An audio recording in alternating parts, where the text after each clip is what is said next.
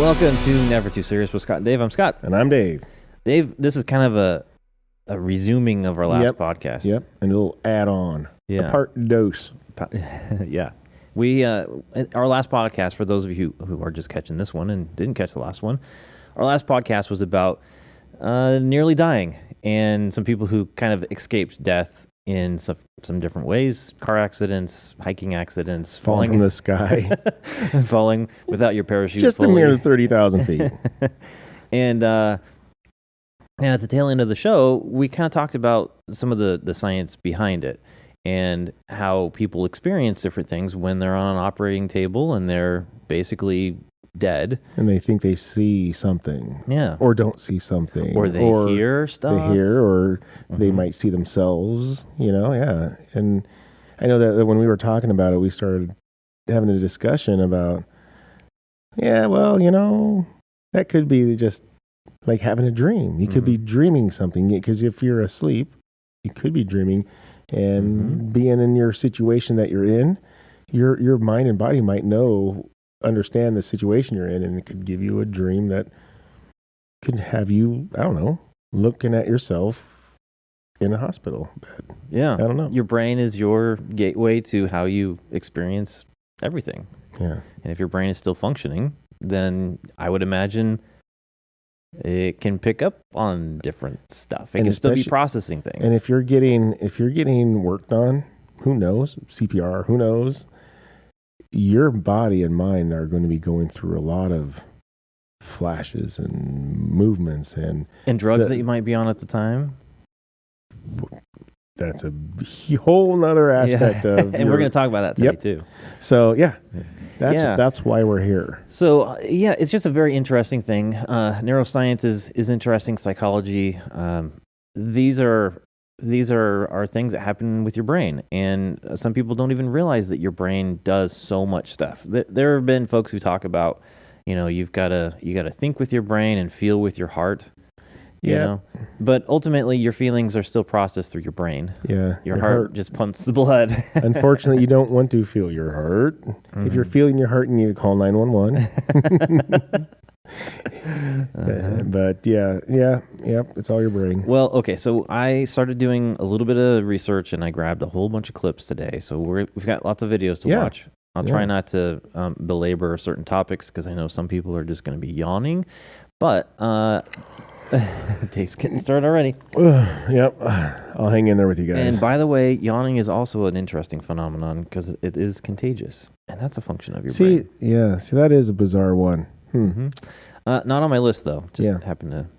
So the first topic is really about dying and, the deathbed phenomenon of people who are just about dead and their brain is still processing stuff.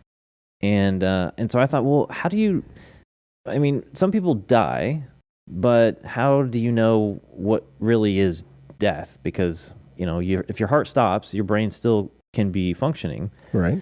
But if your brain stops and your heart continues, and in some cases we use machines to artificially keep your lungs going and your heart pumping, but your brain is really not there. Well, I found a video clip, and this is Sanjay Gupta. He's a CNN guy. Oh, right. He's a CNN doctor. Okay, I've heard of him. Yeah, and I know some people are not fans of his stuff, but this was kind of an interesting way of looking at, well, what does it mean to be brain dead? So I have a little clip for you. Oh, Sanjay. Yeah, recognize him? Well, this is obviously an incredibly sad and heartbreaking situation. It's also very confusing for a lot of people. So let's start off by talking about some of the terms here. Brain death. Brain death is not the same as being in a coma or a vegetative state. Brain death, by definition, is irreversible. Now, in the United States and most places, it is legally synonymous with death, the same as if your heart stops. But brain death means a total loss of brain activity. Now, to determine it, doctors will often do several things. A physical exam, for example, shine light into the pupils and see, do they dilate? Do they move and constrict? Gently rub the eyeball with some cotton and see if the eye reacts that way. Sometimes they'll put ice water into the ears and see if the eyes move in a particular fashion. These are all tests of the brain stem. They'll also do something known as an apnea test. That means they turn off the ventilator for several minutes and see if the person shows any signs of breathing on their own. As confirmation, oftentimes they'll do scans to check to see if there's blood flow to the brain and also test to see if there's electrical activity from the brain. But again, it's that detailed clinical neurological exam that is so important. Now, coma, if it goes on for an extended period of time, is called a vegetative state. And there's a fair amount of interesting research in this area. In a rare handful of cases, for example, people who have been in a vegetative state for years have returned to some level of consciousness. This is rare, but it does happen. But again, brain death is something else entirely. There is no activity in the brain. There is no blood flow to the brain. It is a grim situation, but again, something that a trained doctor can pretty easily diagnose. Back to you. Thanks, Sanjay. Yeah. Back to us. Back to you, Scott. No, back to you, Dave. Okay, so coma, that's an interesting one because there are people who come back from a coma. Yeah. But they're not brain dead, though. And and sometimes they come back and like they don't recall anything. It's like 5 years have gone by and suddenly, where the hell am I? Right. Right. Nothing has passed. Movies have been made about still married to you. Dang it, you didn't move on? Damn it.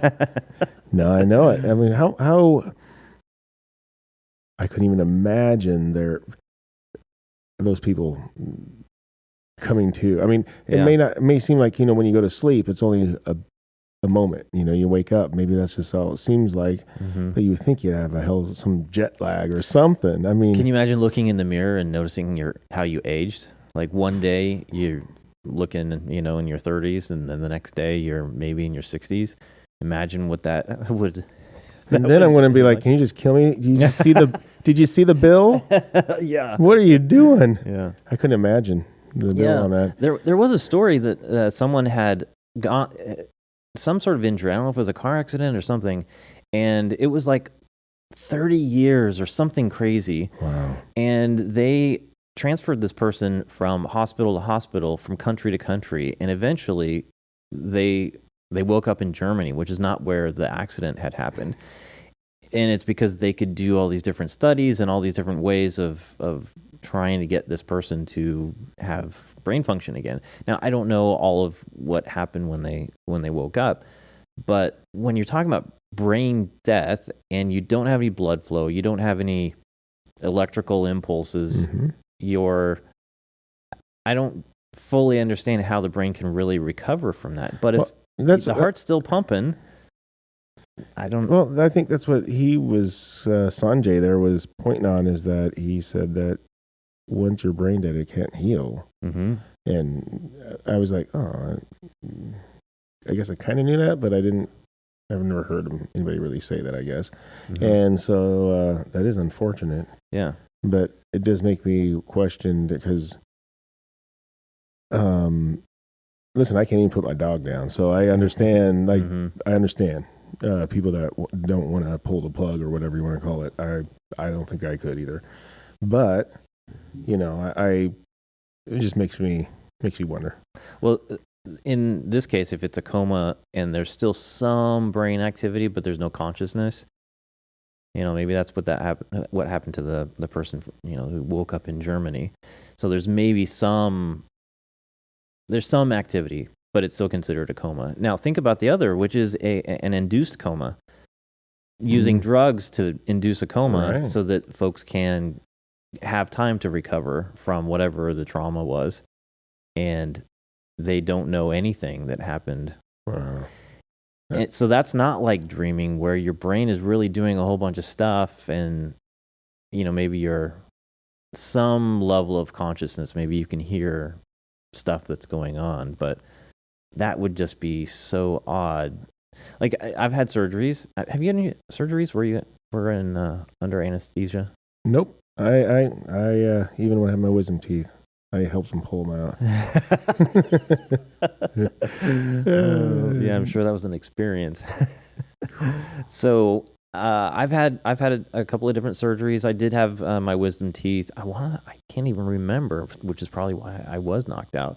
But there wasn't no surgery. I had my rotator cuff worked on to repair a tear, and so they did some orthoscopic surgery. Yeah. And I was out for that. And that seemed so weird because I was just like, I was in and out. It just didn't seem like I was out for a couple of hours, which I think is what I was. I want to say I was out when I had my tonsils taken out as a kid. And that's an interesting one because when I was a kid, I remember the smell of The it burning? when they put the mask on me. And I remember the nurse asking me to count down. I think it was count down from 10. And I want to say the last I could recall was 8. Hey, man, where can you get some of that stuff? That sounds fantastic. Yeah, but I find it interesting because you're using something artificial to just wipe away a segment of your life. Right. And not remember any of it. Now, there are stories that people do remember some stuff, but... Well, when you're under it, like I want to say also what Sanjay Gupta had said is that you have your electrical impulses in your brain. And, a lot of people talk about lights and stuff. And, when you have, like if you close your eyes and cough, you could see what appears like flashes or something, behind your eyes or whatever you want to call it. And, there's a lot of things that, especially if you're getting operated on or getting CPR or getting pounded on, and some of those surgeries, if they're saving your life and you're on the edge of life, they're brutal, and your body is in absolute state of shock. And like you said, all those drugs that they're pushing into you. And you're going to be seeing a light or something, or if they're good drugs, you ain't going to see nothing. Yeah. But as we also talked about before, is there's also blinding bright lights above you too. So I'm just saying that I'm not a person that can happen. I'm not saying that it absolutely couldn't happen. I just don't believe that happens. The out-of-body experience. Yeah. I've tried to hold my breath really long and see if I could get some... But I guess I found out that you were supposed to breathe and go and stuff. But I tried an out-of-body experience. All I did was pass out. Yeah. It wasn't good. Well, you got to find a safe place to do that, Dave. Yeah. I think they'll have them in downtown Portland. Yeah. You just take your mushrooms and... They'll supply you with everything you need. Everything you need. I've got another clip here, and this is about your body knowing or your brain knowing that you are at the edge of death. Oh. And I've done some different research on it. During a 2013 experiment at the University of Michigan, a group of rats were made to have induced heart attacks, and their brains were monitored as they died, with results including an apparent increase in hormone release and general hyperactivity. Meanwhile, a 2011 study, also on rats, reported an increase in serotonin specifically, the happiness hormone. If then the same thing happens in humans, our final moments could well be euphoric or calm, with our fears about death removed as we go beyond. According to a 2017 study by a team at NYU Langone School of Medicine, the least we might expect is to briefly understand that we have died, after gathering accounts of patients who had suffered cardiac arrest to the point of being pronounced dead.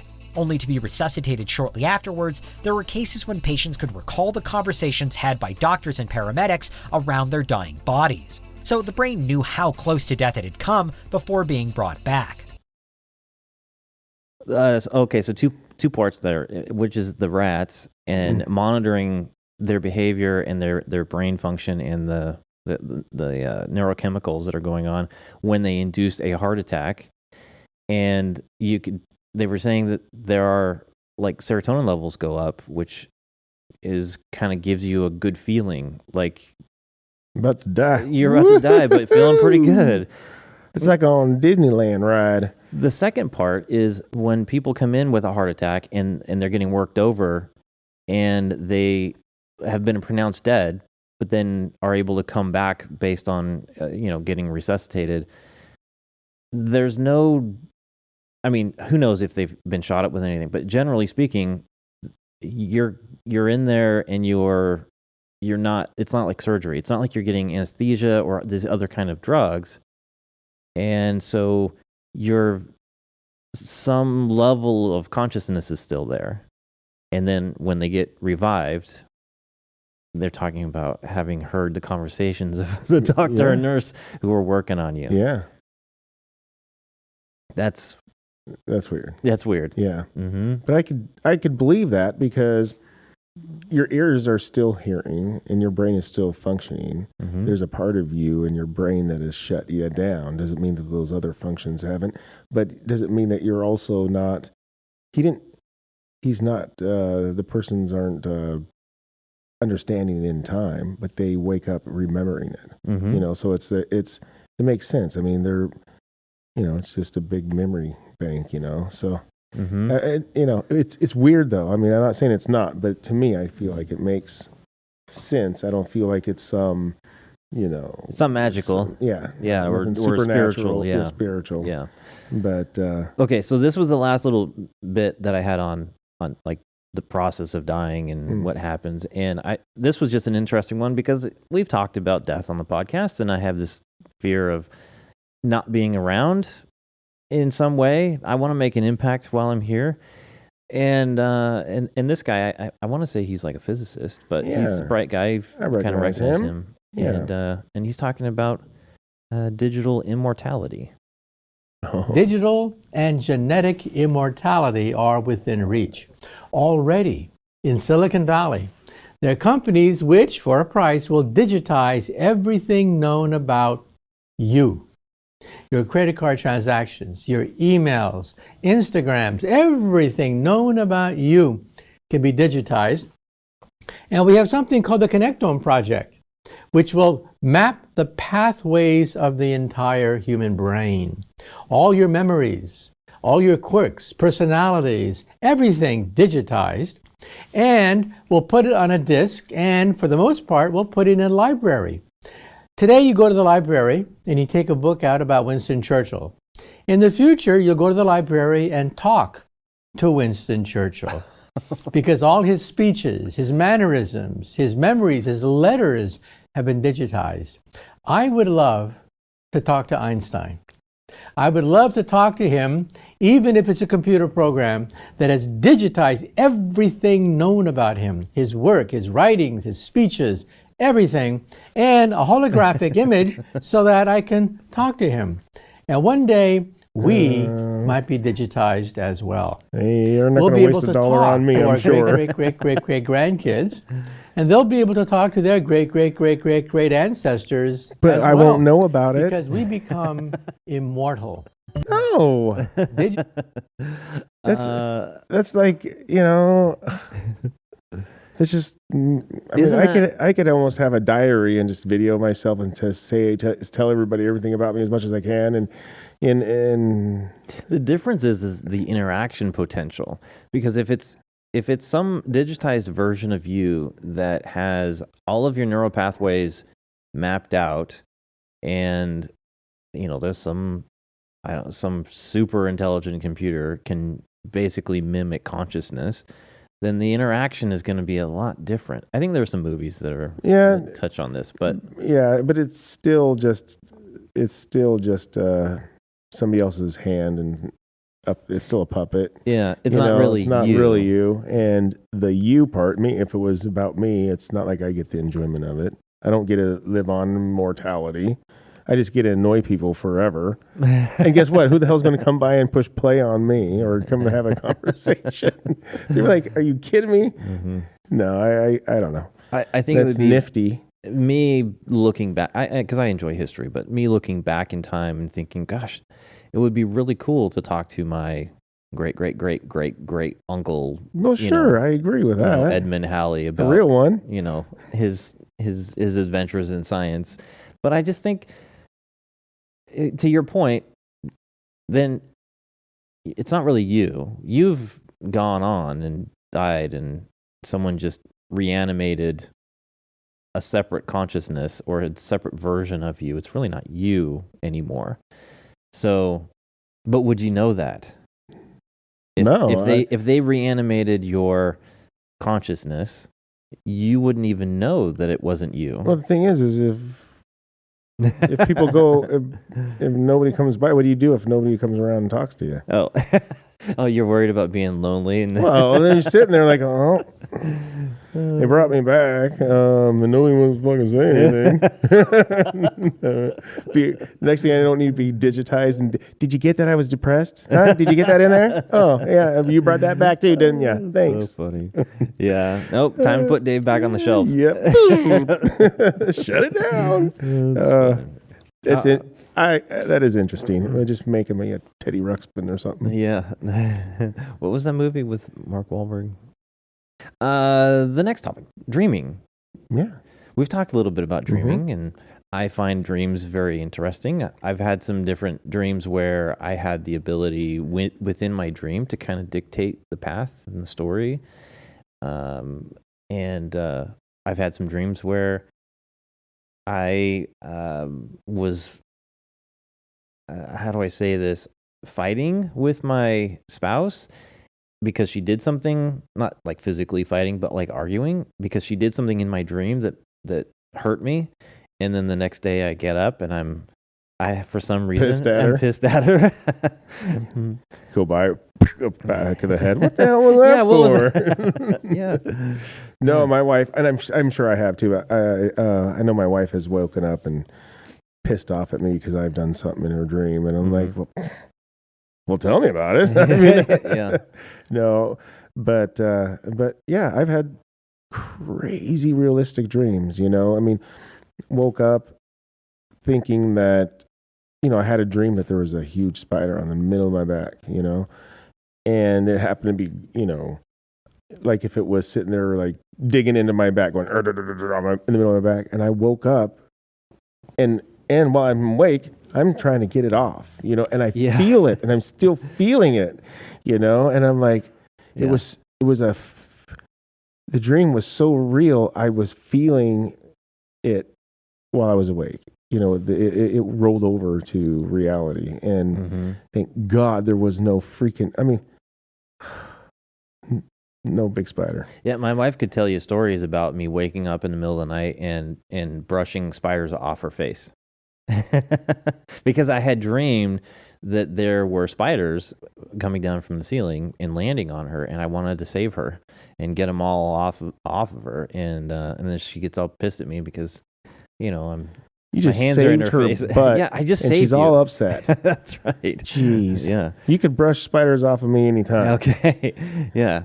So the other parts of dreaming that I thought was interesting is, there's always these interpretations of dreams, and people think that what they're dreaming has some sort of significance in their life, and I think it's fascinating because from what I'm listening to from these people who study dreams is that there's not really a connection with what you're dreaming and what the future may hold. Now, you can make your own future, right? You can take steps in your own life to get to a certain thing. The other is like thinking about in a the stories of talking to loved ones or people while dreaming, having some sort of connection to people that have died. Some people think that they're actually having conversations with those people. When they wake up, they still feel like that really happened. Oh, I've woken up still having saying words. Yeah. Freaking nuts. Yeah. But the weird thing is there was a time I dreamt all the time. I don't dream very often. I don't know if it's because I don't sleep well. I don't know. But when I do dream, I'm sure I always dream. I don't remember my dreams. How's that? But every once in a while I'll have them, and they're usually not worth having. I mean, it's so bizarre. Like I've had the ones that I have several in my life. In a situation, and I can handle maybe life and death situation, and I can handle it. And you pull out a gun. You got a gun. You got this. You're going to save somebody's life or whatever, and you just can't pull the hammer back. Yeah. I've been in a fight, and I just can't throw my fist. Yeah. It's just so weird. I have those same ones. It's like my mind puts myself in in such a vulnerable situations. And I'm like, whoa. How about fantasies? Want to give me some of those? I'm not going to say where they are. It's because I've already married mine. The worst part of my dreams where I'm physically fighting and I go to kick something and I can't do it. It's like you can't rip paper. Yeah. And then the moment that I actually do kick is the moment that in reality I'm kicking the end of the bed or my wife or the dog or whatever. There's a moment where I can break through the physical barrier of kicking, actually produce a kick, but it's injuring someone who's nearby. I mean, hell, have you seen the dog? The dog, there's a video of this golden retriever, I believe. I could be wrong. Who knows? It's a dog. Mm-hmm. And it is dreaming and it's on its side and it starts hauling ass, right? And then it gets up, still asleep, boom, right into the wall. It's like, whoa. That's serious. Okay, so on the topic of animals, you can tell there's a lot of animals that dream. Oh, yeah, my dog does it all the dang time. Yeah, and so there's something to do with just that gives me evidence that there's something going on with the brain, and that it's not some supernatural experience or something that I'm having. Right. It's because I can see the other animals are experiencing dreaming. And you can, the dog is one of the funniest ones because you can watch your dog for, what do they sleep during the afternoon? Maybe an hour or two or something like that. And all day long. And so there's an opportunity for you to actually observe what's going on the outside. And my dog now, when she starts to have these different dreams, you can kind of hear her whimper and like try and get away, and her paws are like, Yeah. Why are we all? Why we always seem like running for our lives in our dreams? Why? Yeah. Somebody's always trying to put the fear in us. And speaking of dreams, I might get this wrong because it was a long time ago, but I always thought that I heard like if somebody had said like an old wives' tale or something, like if you have a dream and you could see yourself in your dream, that means you're going to die. Mm-hmm. Well, I've had that float above you dream, saw myself before, and I think I'm still here. Yeah. So, but yeah. But I think there's tons of different wives' tales out there about dreaming, and there are a historical record of people who have specific people interpreting their dreams, and like kings and having people interpret their dreams, and that's supposed to foretell some sort of event or future or whatever. And as we're learning more and more from people studying dreams, you can tell that this is your brain just doing stuff. Right. Well, some people take them like visions or their dreams are visions, and they like think those are the same, or they take them as visions, as literal. Like God's speaking to you through your dreams, but that your dreams that's your brain activity. And I've got a clip here that talks about what people think, what these scientists think about what's actually happening when you're dreaming. Oh. And I find it very fascinating. In this particular case, this guy is talking about the brain when dreaming. It sort of goes through this process of sorting and figuring stuff out, and it removes certain barriers that you would have when you're awake and conscious. Because you have certain frameworks of thought. And I'm not a guy that's going to go smack somebody around or get in those predicaments. Yeah. But I would constantly get in them in the dream. Well, and think about limitations of our reality, gravity. Flying, walking through materials. Yeah. And what happens when you're dreaming is that a lot of those barriers are removed, and your brain is able to start processing. So here's a clip. This is about problem solving. I thought this was a pretty interesting one.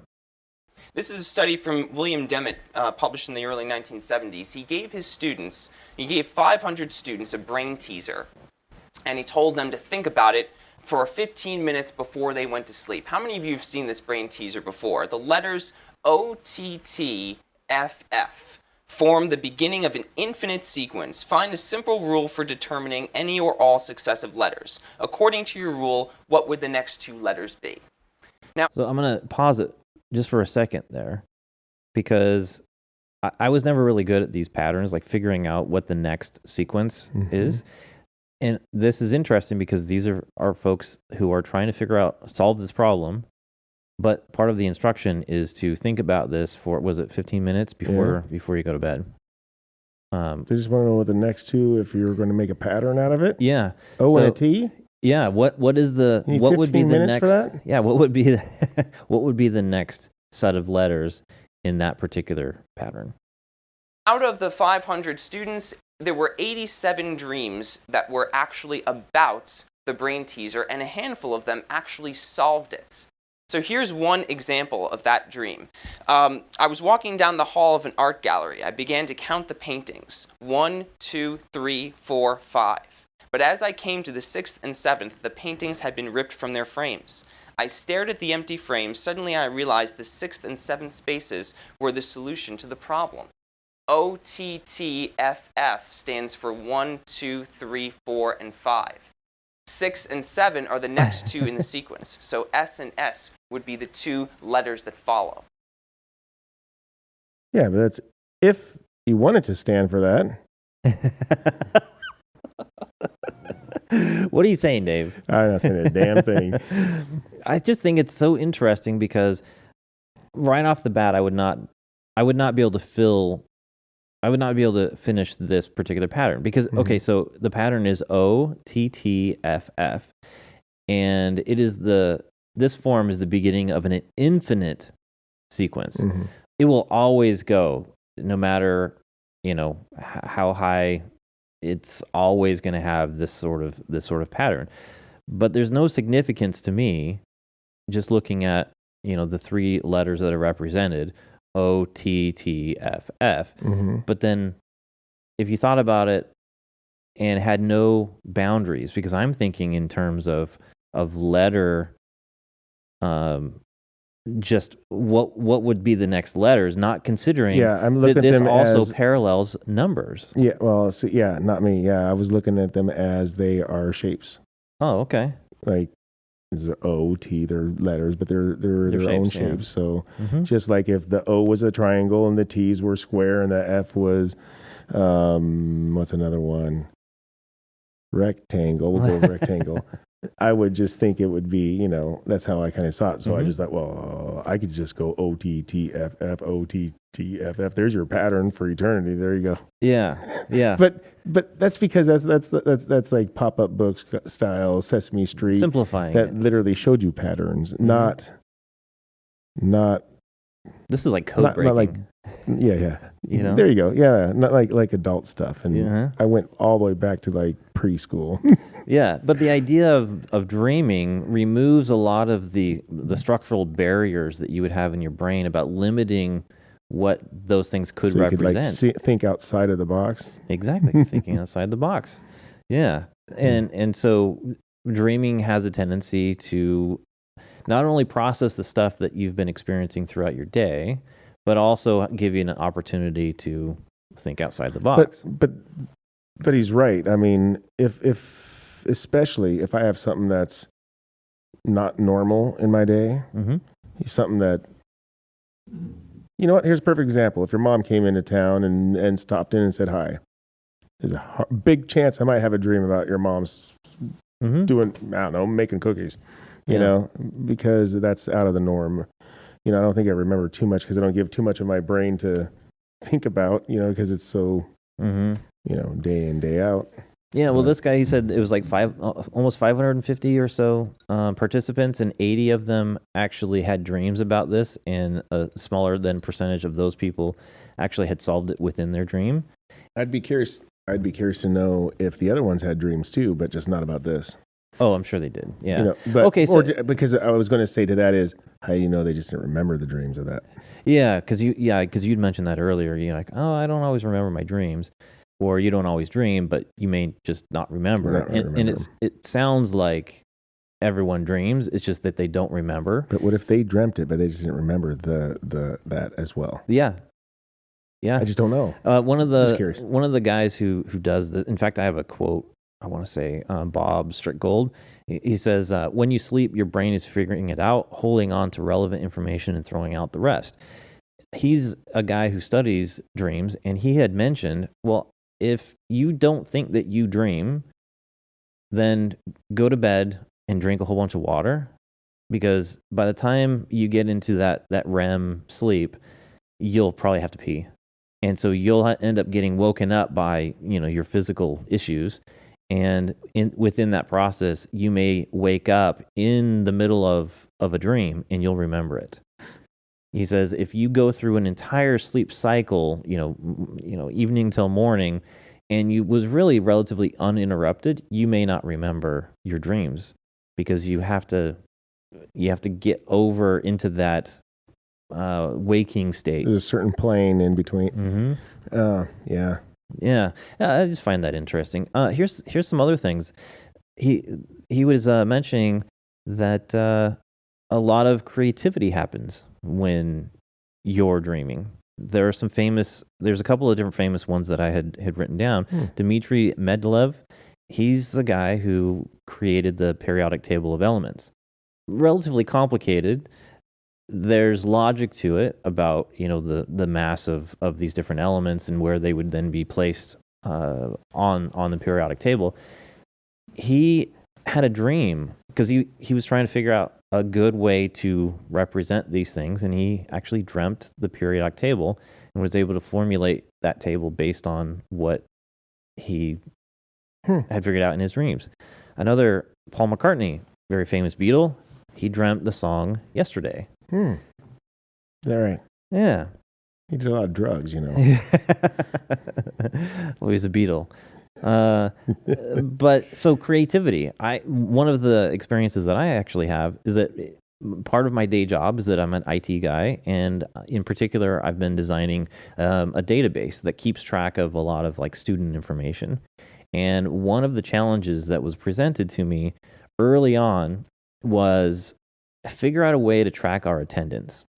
And it's hard because attendance has certain criteria. You can talk to a teacher, you can attend a one-on-one or in-person class, show up on campus. You can also then turn in an assignment, like an online assignment, and you have to consider all of those components in order to be marked present. And then, of course, we track this, and there's this other calculation that has to be done in order to represent it to the state.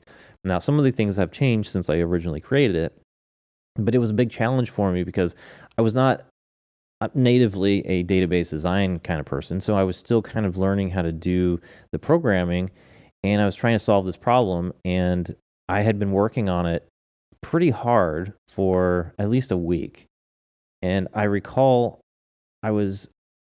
this was when I was living at my old house, and we had stored our travel trailer on the side of our house, and I would use our travel trailer as my office away from the family so that I could really focus on. Right. And I remember coming up to a deadline, like within a few days, and I had to get this project done, and I still couldn't figure out a good method of doing this. And I had fallen asleep out in the trailer.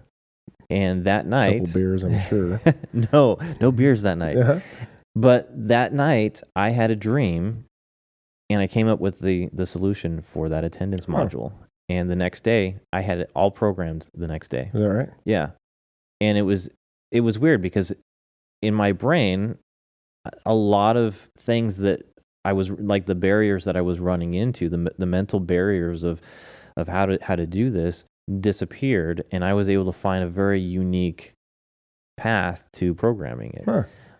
There's another study out there where they were sending mice through a maze, and they were looking at because they can monitor the brain waves and map the impulses in the mice or the mouse or the rat as they're going through the maze, and then they can monitor that animal while they're sleeping. And what they discovered is that the path or the impulses that the brain was showing while they were learning the maze, when they were monitoring while they were sleeping, they were seeing the same pattern done in very, very quickly in different ways. And that to me was very interesting because you could actually see that in their brain while they're sleeping, they're figuring out that other methods of getting through that maze. Huh.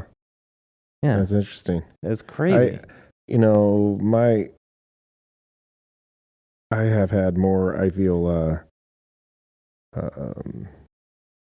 I don't know. Used to have insomnia really bad, and that's when I feel like I was energized, came up with so many ideas. Mind you, I was completely miserable, but I would be laying in bed for hours and hours and hours on end, just trying to go to sleep, and then I'd be like, "Here's a good idea." And I'd run downstairs, and then I would just they're drawing it all up. Might as well be up, and then it was all the time sitting there and coming up. Oh, hey, I'm just sitting there, just thinking. It's terrible. It's terrible. It's terrible, but think sometimes some of those ideas really spark some creativity, some project that you're working on. Yeah. A new invention that you come up with. And that's you design how I got a lot of them. Yeah. Yeah. I think it's very fascinating. I haven't came up with anything in a while, but I sleep okay. Okay, let's take a quick break. When we come back, I want to talk about hallucinations. Sound good? Sounds great. Okay, we'll be right back. Dave and I appreciate you listening to the show. Please take a moment and write a review on Apple Podcast or podchaser.com. And since Spotify doesn't currently have reviews, simply telling your friends about the show would be great too. Also, you can always reach out to us at our website, nevertooserious.com, or via our socials at the NTS Podcast. And seriously, from the bottom of our hearts, thanks again for listening to the show. All right, we're back. So, hallucinations, Dave. Yeah. You ever had any of those? Yep. You don't want to talk about it? Yeah, I can't talk about it. No. Yeah, they were, drug induced. Can you remember the details? Some of them, yeah. I mean, I even drew a picture of something that I had saw, but I was hallucinating. I had some mushrooms.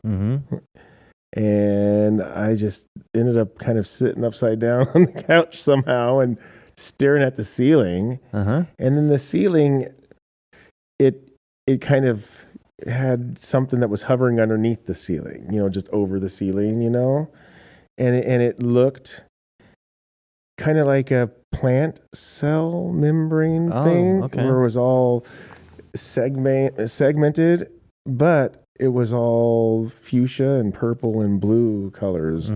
In fact, those kinds of colors. Oh, interesting. So I don't know if you can pick it up, but anyways, it's funny because I took a picture of this little tree that I had painted, but so this might sound a little corny, but some colors make me feel good. Yeah. And those colors make me feel good.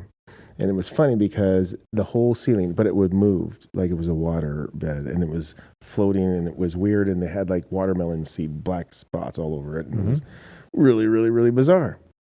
So yeah, that sounds familiar to other things. Like I was researching, a lot of people talk about shapes, colors, feelings. It felt it was a weird, other than the colors, it felt like it was a natural, at least at the moment. I was on the mushrooms. What the hell did I know? But I thought that it felt like it was such a natural thing. Like I felt like I was looking at cells or the, the breakdown of, I don't know why. Yeah. Who knows why? Yeah. But, I saw things move around before, like when you're on acid and stuff. Yeah. But that was so long ago. As I was going through this, there's this thing called Charles Bonnet syndrome. I don't know about it. Never heard of that? Nope. I don't know no Charles Bonnet. Evidently, this syndrome only affects people who are blind that became blind later in their life. Oh, okay.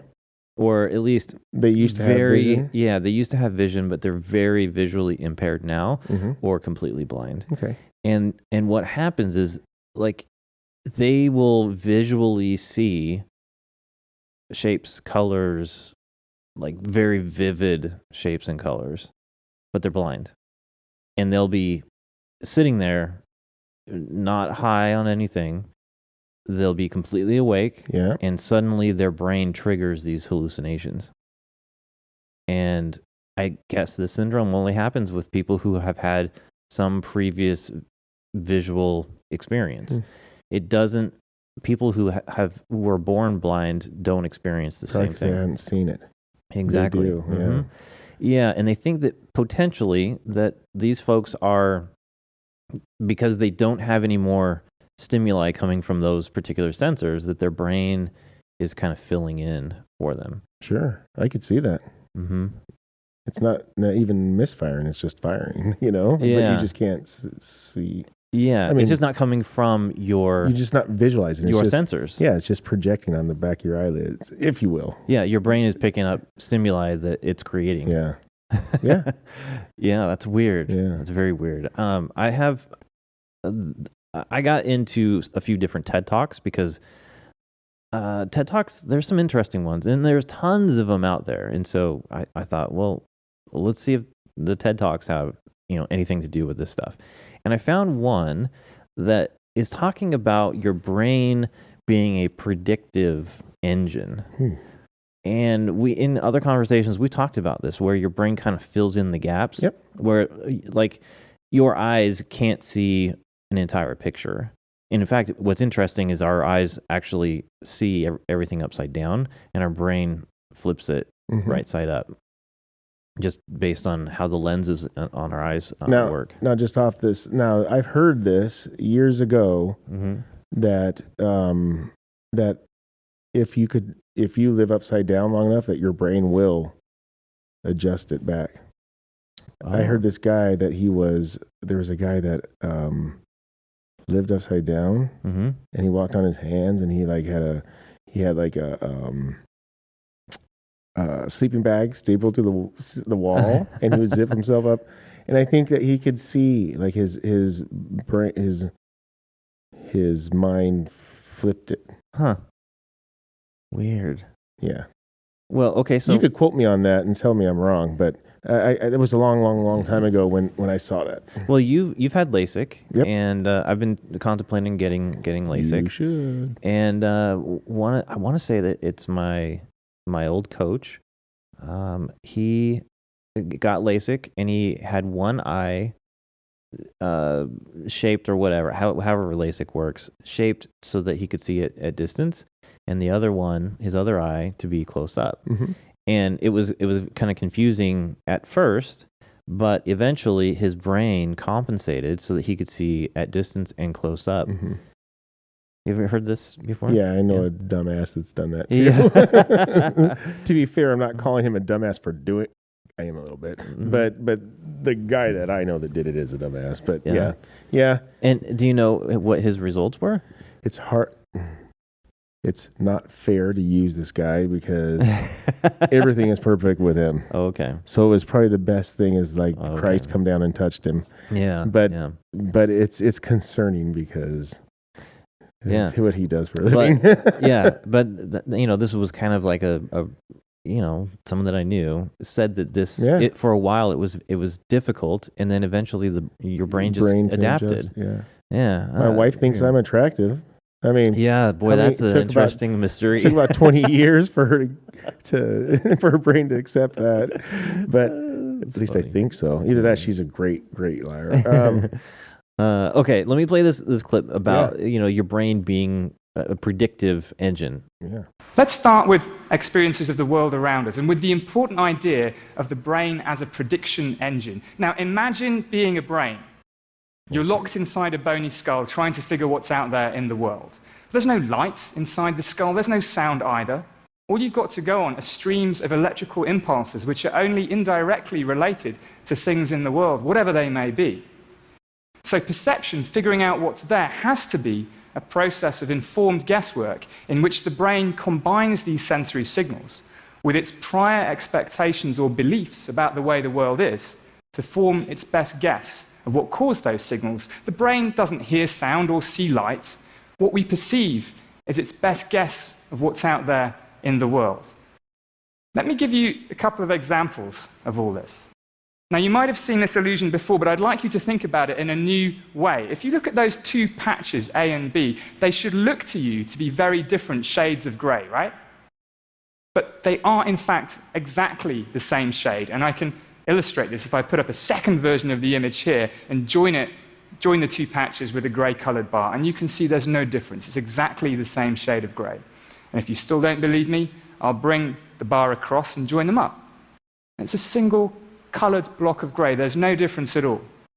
So this isn't any kind of magic trickery. It's the same shade of grey, but take it away again, and it looks different. So what's happening here is that the brain is using its prior expectations built deeply into the circuits of the visual cortex, that a cast shadow dims the appearance of a surface, so that we see B as lighter than it really is. Yeah. Have you seen this before? Yeah. Yeah. No, I have not seen the TED Talk. Okay, but I you've know seen about this- that concept. yeah. Yep.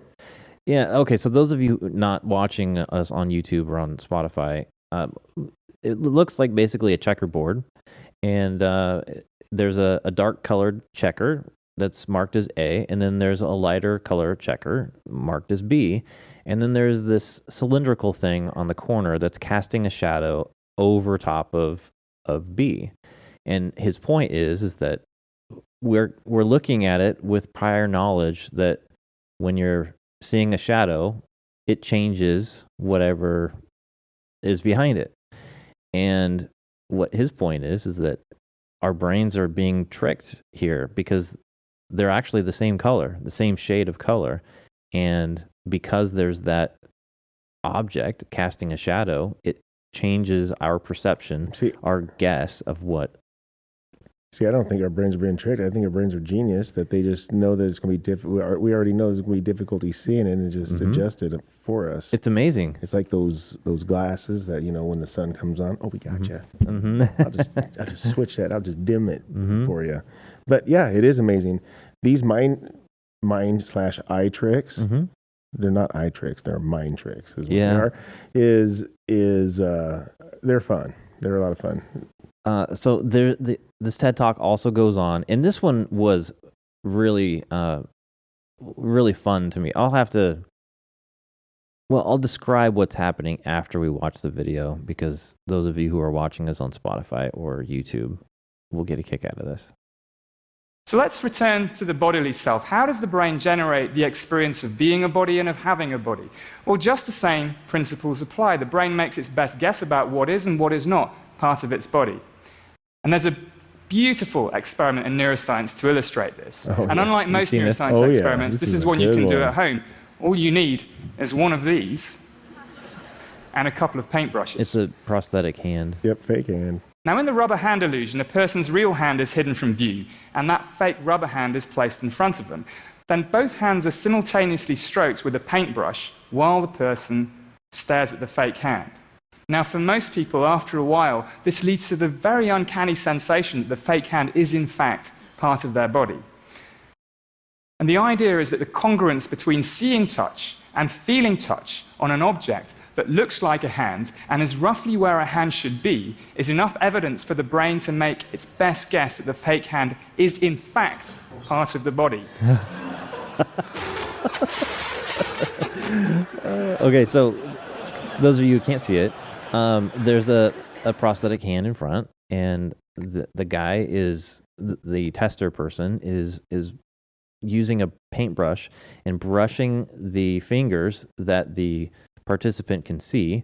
And there's a divider that he has his other hand around. He can't see his other hand, but his real hand and the prosthetic hand are being brushed at the very same time on the same fingers. And someone from the outside jumps in there and stabs the fake hand with a fork. And the guy freaks out because he thought he was going to get stabbed. Yeah. And what's funny is that he didn't move on that case, he didn't use his right hand. He moved the hand that the paintbrush had been mimicking the touch with. Right. And here's another thing that's impressive. Because that your brain, our brains, adapt so quickly. This doesn't take any time for your brain to morph into believing that. Yeah. We're fragile people out there. We need to watch what we're watching on TV. You know. Well, think about some of the podcasts we've had about like cults and people believing stuff. It doesn't take much time to train someone into these things. Yeah. He goes on to talk about some other cool things. He did this visual where someone with like the virtual reality glasses on, and they digitized dogs into the virtual reality area, and it's real people walking by with bags, and they're on campus and whatnot. But there's this weird dog image that keeps showing up everywhere, and it's just a very weird thing that I would imagine, like if I were high on mushrooms or something, that I could see these hallucinations. And he was just using it as an example of this is kind of what people can experience, is having these weird images pop out when their brains are all hopped up on stuff. Okay, so speaking of being hopped up on stuff, we have some here with the drug-induced experiences. There's a show on Netflix. It's called How to Change Your Mind, and Michael Pollan is he wrote a book, and this Netflix series is based on that book. And he basically goes through several different things: LSD, psilocybin, which is the magic mushrooms, and then MDMA, which is also known as ecstasy, and then what is it, mescaline? Is that how you pronounce it? It's the same. No. It's the same as peyote. Oh yeah. And so this series, each episode, it's like an hour long, and each episode is dedicated to each one of these drugs. Oh wow. And I got sucked into. I watched all 4 of them last night. I was in the hot tub. I was enjoying a cigar and just got sucked into it. It was very fascinating stuff, because I'm not really a drug type of person. I'm fascinated by the brain and what chemicals can do to the brain and what you perceive as your reality. Right.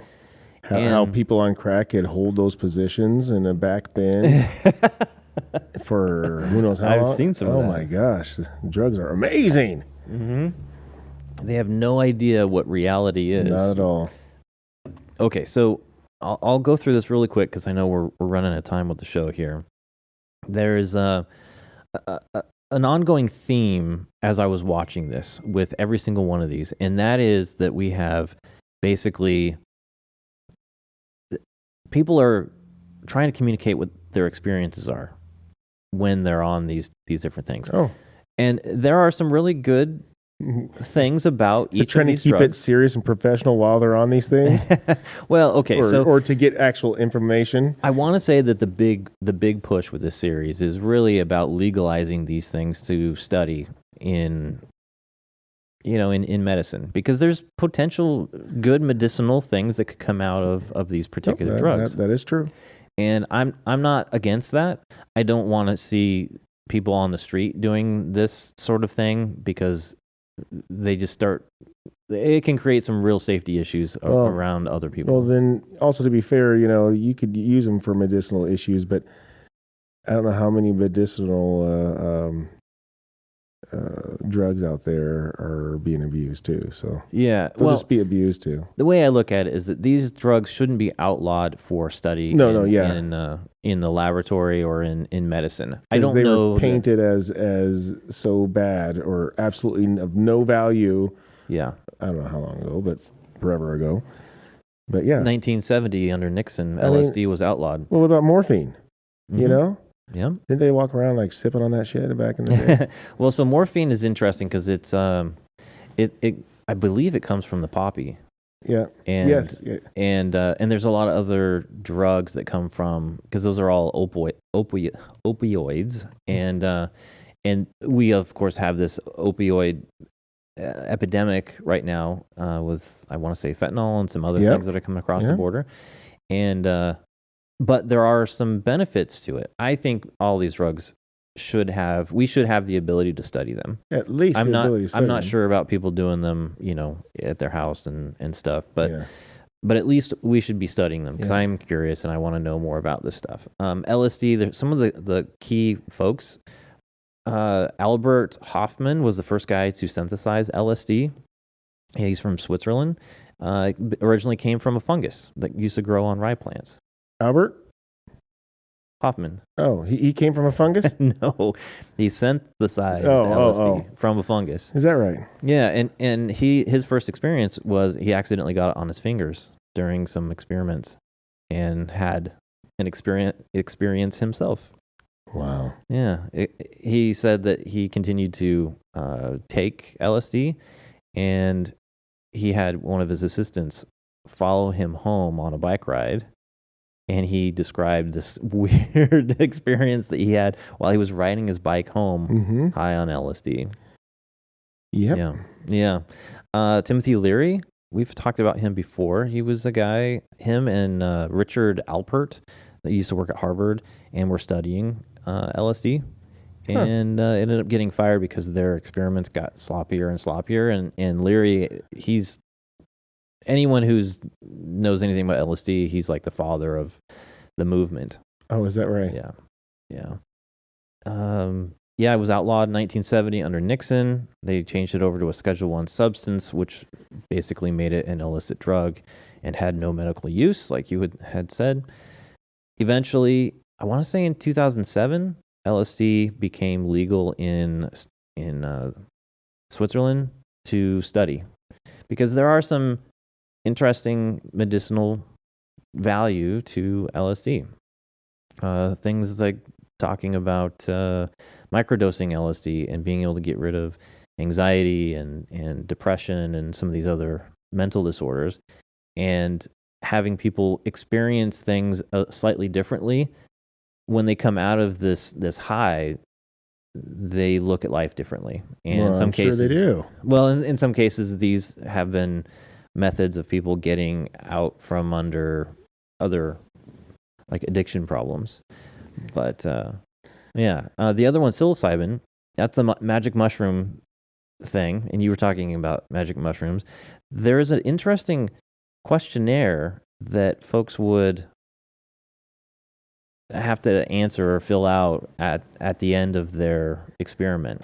I want to read through it real fast. All right. And it's all based on a scale. All right. And so it's a 1 to 5, and 0 is basically didn't experience anything at all, and number 5 is like the I'm going to try to maximum. go back to my 20s and see if I could answer it myself in my head. I'm curious. Okay, so maybe I won't read all of them, but Sure. I'll read a few of them here. So factor 1, the mystical. That's the category of these questions. So on a scale of 0 to 5, okay, did you experience freedom from the limitations of your personal self and feeling a unity or bond with what was felt to be greater than your personal self? Oh my gosh. Out of LSD and mushrooms, yes. Big time. I did. Yeah, wow, yeah. Experience of pure being, pure awareness beyond the world of your senses.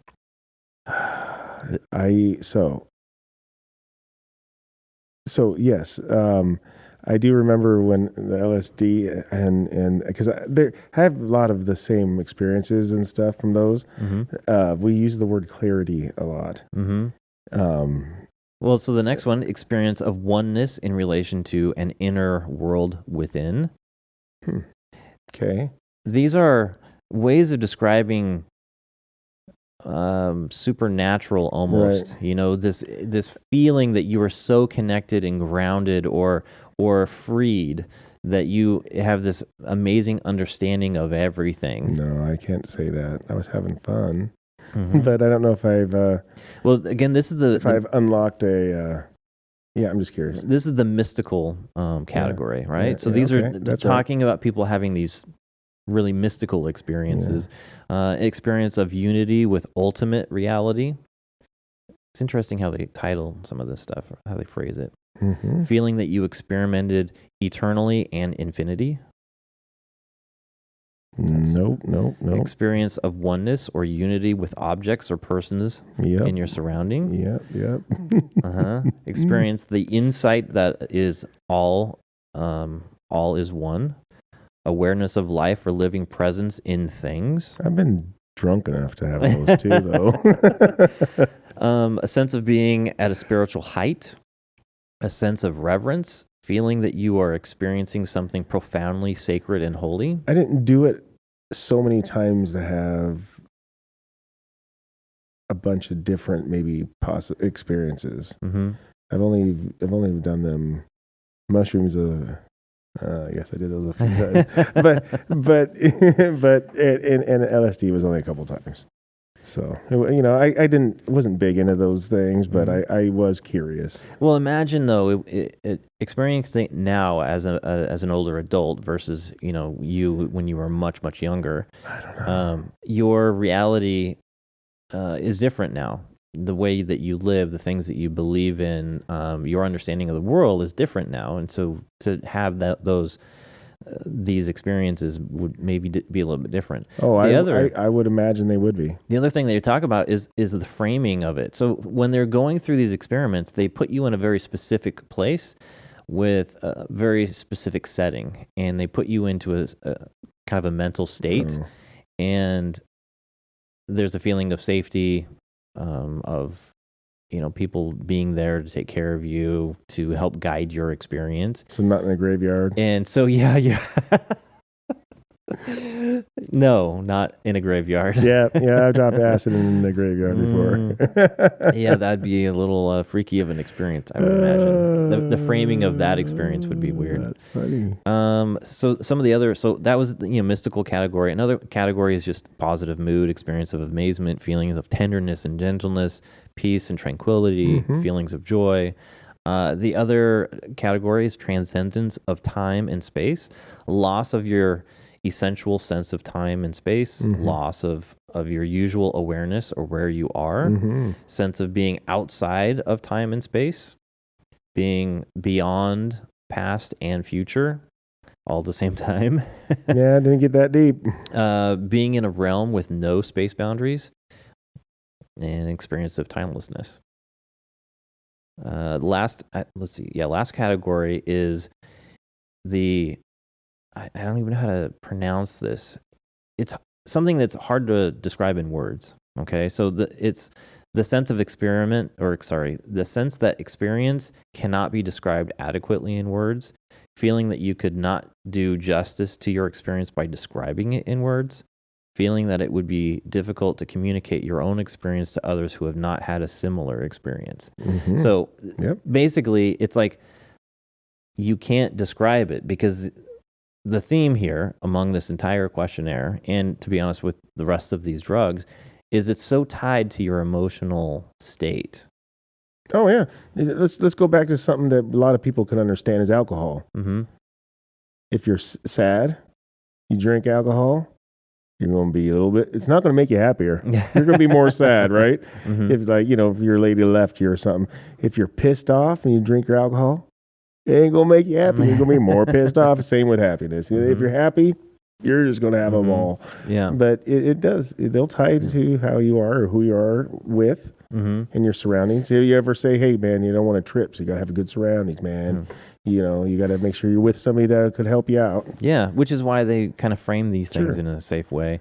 But maybe that's everything you shouldn't do if you need some backup to do it. But everything here, like mystical, positive mood, transcendence of time and space, not being able to describe things in words, these are all for me, looking at it from this different perspective, is just that these are all emotionally tied. If you look at all these questions, it's talking about your experience for yourself, your personal experience. That is very much tied to emotion. It's not like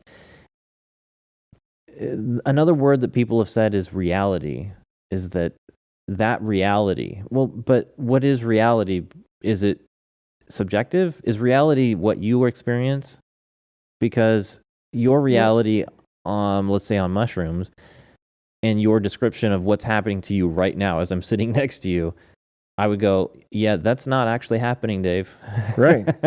You know? So what is reality in these cases? And the reality is they're tripping on mushrooms and they're seeing shit. Yeah. I mean, Some of the key words that I was picking up on while I was doing this. So reality is one. Love, feeling, experience. Words can't describe correctness to every or connectedness to everything. Connecting to the higher power, spiritual connection. Remove boundaries. Mind opening, mind blowing. Truth. That's an interesting one. Sadness without being sad. Ability to reframe things. An altered state of consciousness. These are all, as I was watching these 4 episodes, I was writing down some keywords that kept coming up. Yeah. And these were all... Well, truth, are you kidding me? Of course. Truth. Everybody knows that you drink beer and you start telling the truth, even when you go out and you go get your get your teeth done and you get underneath your... you get put under, what is that stuff called? Yeah, is it nitrous? Yeah, and... man, all kinds of stuff comes out, But yeah, you get freer to just say what, there's less boundaries. Yeah. When they talk about this awareness of everything with no boundaries, again, I tie that totally to an emotional state, not an actual state. And when they say reality, I go, well, we're going to have to disagree on what reality is because your reality is certainly not what other people are experiencing at this moment. That's not they're not what they're visualizing isn't reality in the world. Yeah. Reality is you're seeing things. Yeah. But some of the potential solutions to like using these drugs, some of the potential solutions that they think is things like OCD, depression, bipolar disorder, addiction, anxiety, panic, paranoia, anorexia. These are all what I would say are mental disorders. Yeah, I mean, they said that they have to be careful with paranoia because potentially, just like you were saying with beer, and you're a sad person, you're going to be really sad. Yeah. That having some of these substances with someone who has paranoia already can make them hyper paranoid and go into some really crazy stuff. I believe it. They were talking about MK Ultra. Yeah. And you can really freak out some people by giving them who are already freaking out, give them something like this. Yep. But I mean, that's why I think this is an important area. I think you should legalize for study, not for necessarily recreational use, but just like with Leary and his partner at Harvard, things get a little sloppy, and suddenly more people were taking LSD than were in the studies. Yep, I know, huh? And that sucks. They probably had like a valid, test that they were doing. Like, I don't know, it turned out good. I don't know. Well, we got to try it. Okay, we got to try it. Yeah. Want to do it again? Okay, let's do it again. Yeah. Well, and there might be side effects that aren't really fully known. There are some that they claim that it was creating real problems in the brain where... Well, LSD? You should not be taking that was like prolonged period. Yeah, frying parts of your brain. Yeah. And, I know with, like we were talking about opium and these opioids, that these things really mess with your, the sensors that these particles connect to or whatever and give you this experience, that they can really screw them up so that it requires you to take more and more and more in order to have the same level of high. And you got to hope that it helps you more than what 10 years of that taking it will. Yeah. But that's what the study will find if allowed to study it. Well, the other areas, MDMA, ecstasy, also impacts you, makes you have feelings of love and connection with people. Euphoric feelings. And, the peyote, that's really been used in Native American religious ceremonies, but you can have very weird psychedelic experiences with peyote as well. And a lot of this stuff was made illegal, and then I want to say that peyote was made legal for religious practices. Well, I was always told that yes, you could have super hallucinations and everything could be psychedelic, but it's supposed to be very spiritual. But I'm sure again it just depends on your settings. Yeah. You know. Well, and think about Native American culture and the stories that they have about these different spiritual beings that they have. You know, the wolf and the eagle and the bear, and how it's part of their different. It's not even theology, I guess, but it's like their religious, their culture has been impacted by believing the spirit of these different animals have an impact on what's going on with them as humans, and this is one way for them to connect with those spirits. And I mean, of course, get high. Get high and think about the animals. It's a very good thing to do for them. But originally, a lot of these tribes, they didn't know that the drug was really messing with their brain. They felt like this so-called medicine was really actually connecting them to the spirit. I get it 100%. I mean, even without it, they they have their, I don't know what do you call it, rituals? I don't know what you call it. Yeah. And then I know it. If I go out dancing, you ain't going to see me dancing without a beer, but let's just say I was, put a few more in me and I'm going to be having a great time. And I know that they get the euphoric feeling, easy to praise, easy to bring in what they feel and to, like you were mentioning, it makes you feel like you're at one and makes you, so it's so spiritual for them. And when utilized, I know it sounds funny, when utilized in certain ways, like you were talking about people setting up a certain atmosphere, if you will, it could give you those real good feelings, you know. But people do VR now, so yeah. There's some weird stuff that happens to your brain when you're experiencing virtual reality. Yeah, I've seen people really. It's so weird for me to see people know that they're in VR. They know it. And again, it's like the rubber hand kind of thing to me. Yeah.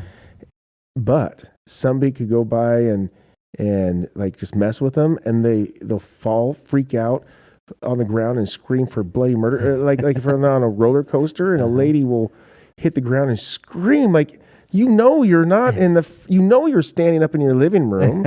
I mean, I've done it a few times, and I've turned around and hit my shin on the coffee table, or when I took it off, I was standing above my friends. I was standing over them, and they didn't say, "Hey, Dave, you're going to walk into us." I didn't, but that kind of thing. But I don't think I was in a position of going, zombies are coming after me, and I freak out because it's real. Come on now. There are people. There's a game. I don't know what it is. I only saw the demo as I was looking through the Oculus stuff, and there's a game where you walk out on the edge of this building on the end of a plank, and you look down, and it lets you fall. And sometimes people just really freak out. At least when I was watching the video of it, and I get motion sickness, and so VR, it takes me a while for me to get comfortable in VR. So I haven't been up on a high platform on VR, so I have to be fair with that. But I know that when I have seen, even though it has been fake, and I can move in a game and I'm playing a game, and it is like, it might have been God of War, and you're like way up, thousands of feet up and you're looking down, and I'm jumping over here, and I get, whoa. Yeah. Because I don't like it, and it's and that also probably because everything looks so detailed these days, where your brain can get fooled into feeling that you're so far above. Well, so I guess we should wrap this up. But the takeaways that I have after going through all this stuff, I'm still very fascinated. There's way more to learn, but the takeaways is just that really life is experienced through your life is experienced through your brain. Your brain is doing way more than people understand it's doing. And if we understand more about the brain, we can understand a little bit more about human behavior and questioning your own experiences as you go through life, knowing that your brain can trick you into some things. Your heart and your lungs and your kidneys, all that stuff is really, really cool. But your brain, I don't think they're never going to build anything like it. Yeah. I don't care how cool. Computers are amazing. I get it. But not like that. No, it's way more complicated. Yep. It's at the edge of mind-blowing. We better shut it down, yeah, Scott. We better. All right. All right. Thanks for listening and watching. If you're watching on YouTube, send us some comments. We'd love to see you kind of interact with the show. And if you don't mind, tell a friend. We would love to go to the audience. And more information on our website. At never2series.com. And I'll leave it at that. So until we see you next time, take care. And be safe.